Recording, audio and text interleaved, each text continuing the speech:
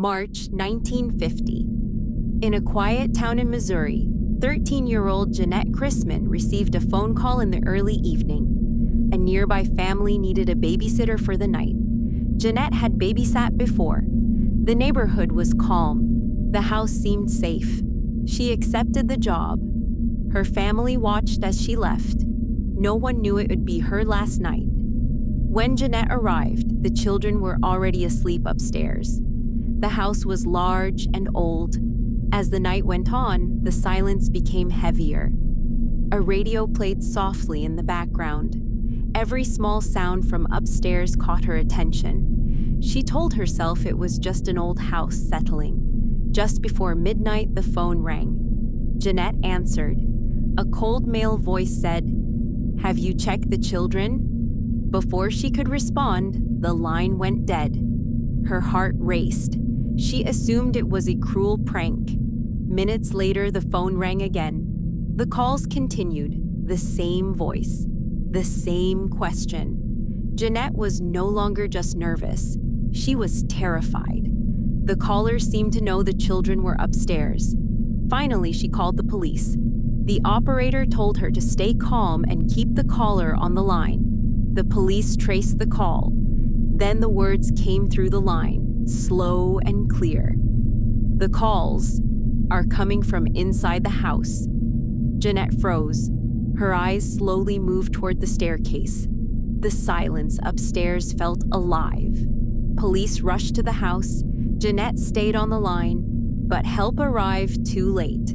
When officers entered, they realized she had not been alone. The caller was never identified. The case was recorded in official police files. Over the years, the phrase, "the call came from inside the house," became famous in horror culture. But this was not a legend. It was a real girl, and a killer who was never caught.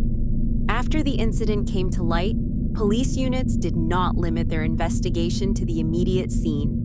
Nearby houses, streets, and security cameras were examined one by one.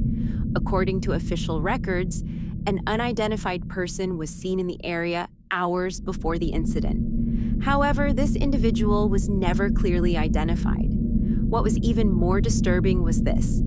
In the days following the incident, several residents reported hearing similar sounds late at night. Doors creaking, a phone ringing. But when the call was answered, there was no one on the other end. These reports were officially labeled as psychological effects. But just 1 week later, another call was reported, at the exact same hours. It was not identical to the first incident, but it was uncomfortably similar. Authorities chose not to release further details. Shortly afterward, the case was marked as resolved.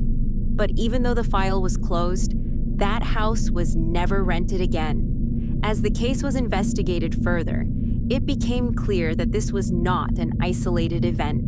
Different years, different cities, but the same pattern. 3 similarities stood out. The incidents almost always occurred late at night. The victims were alone. And just before each incident, there was a phone call. Some of these cases were officially documented. Others survived only in old newspaper archives. Investigators were never able to establish a direct connection between them. But one detail was deeply unsettling. Some of the phone numbers in the call logs were not active at the time. A few had already been disconnected. Others appeared as ownerless lines, which raised one final question. If no one was calling, who was on the other end of the line?